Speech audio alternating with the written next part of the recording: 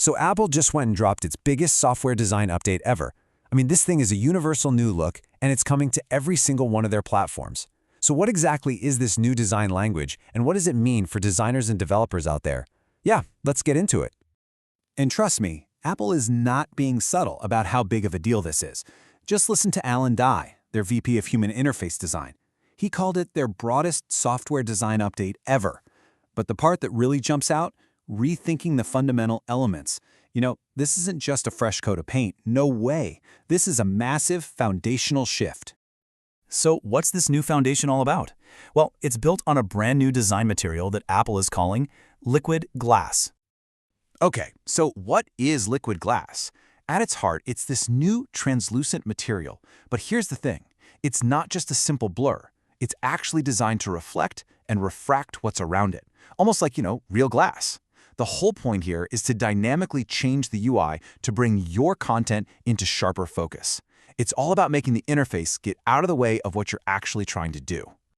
And this comparison really shows you what a big shift this is. I mean, before, we just had these opaque or kind of blurred layers that just sat on top of the content. Sure, they created some separation, but that was pretty much it.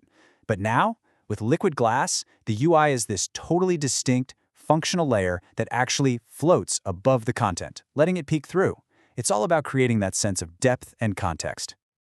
So what's the magic behind it? What makes liquid glass, well, work? For starters, it's translucent, which means it cleverly adapts to both light and dark modes. It also has dimensionality, and that's an idea they pulled straight from Vision OS, which is pretty cool.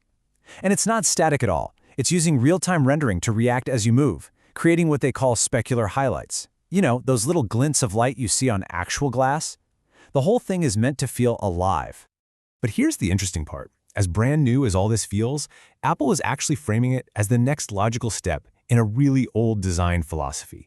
Let's dig into how this future-forward design connects all the way back to Apple's past. Okay, so this whole system is built on 3 core principles from their modern human interface guidelines. You've got clarity, which is all about making sure text is easy to read and icons are super precise. Then there's deference, which basically means the UI needs to take a step back and let your content be the star of the show. And finally, depth, creating that sense of hierarchy and dimension we were just talking about. These 3 are pretty much the pillars of the entire new design. And you're gonna love this? This way of thinking is not new. Not at all. Check out this quote from the original 1987 Apple Human Interface Guidelines. Users rely on recognition, not recall. They shouldn't have to remember anything the computer already knows. Can you believe that?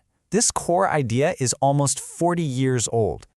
And that right there, that's the connection. Liquid glass is basically the modern-day fulfillment of that promise from way back in 1987. The whole goal is to use these dynamic, responsive visuals to make the interface so intuitive, so recognizable that it actually lowers your cognitive load. The idea is you don't have to recall what a button does, you recognize it instantly because of how it looks and behaves. All right, so that's the big picture philosophy. But how do you actually build with this stuff? Let's dive into the key guidelines that developers and designers really need to know.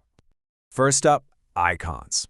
They're not just flat images anymore. You have to think of them as layered objects. The guidance here is super clear. Use multiple layers to create that sense of dimension. And definitely prefer vector graphics, like SVGs or PDFs, so they scale crisply. You also want to keep your main content right in the center to avoid it getting cut off. But here's the really crucial part. Let the system handle the effects. Don't go baking in your own shadows or blurs. The system applies all that stuff dynamically to create that signature liquid glass look. And for color and typography, the mantra is absolutely less is more. You'll want to use color sparingly, especially inside the liquid glass material itself, just to cut down on visual noise. Stick with the system fonts like SF Pro for the best legibility, and here's a big one, avoid those super light font weights. Regular, medium, or bold, those are going to be your best friends. And of course, always support dynamic type for accessibility. That's a must. When it comes to layout, the whole philosophy is about creating this immersive edge-to-edge feel. Your content should stretch all the way to the absolute edges of the screen. But, and listen, this is a huge but, you have to respect the system's safe areas. Your beautiful full-screen design is useless if it gets clipped by the camera notch or hidden behind the dynamic island. Okay, so with any new system like this, there are always new ways to mess things up, right? So let's talk about 5 common pitfalls that can totally derail a really great liquid glass design. All right, let's run through these because they're important. First, don't build an overly complex UI. It completely violates that core principle of deference and just distracts from the content you're trying to highlight. Second and third are all about performance, poor networking, and sloppy memory management. If your app feels sluggish or starts to stutter, that whole fluid, glass-like effect is completely ruined. It just shatters the illusion. Fourth, you gotta listen to user feedback. You might think your design is the most intuitive thing ever, but your users are the ultimate judge. And finally, please don't skip the testing. A single bug or crash will just destroy that elegant experience you worked so hard to create. See, each one of these technical problems directly undermines the design goals. And all of this really brings us to the big, ongoing debate that developers are always having. Do you stick with Apple's native design system, or do you go all in on your own custom brand identity to keep things consistent across every platform? And this table just lays out the trade-offs perfectly, right? On one hand, sticking with the native guidelines, it's faster, it's cheaper, and it's instantly familiar to all your users. It might even give you a little bump in the App Store.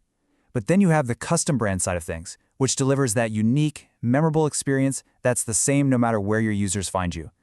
Look, there's no single right answer here. It's a huge strategic choice.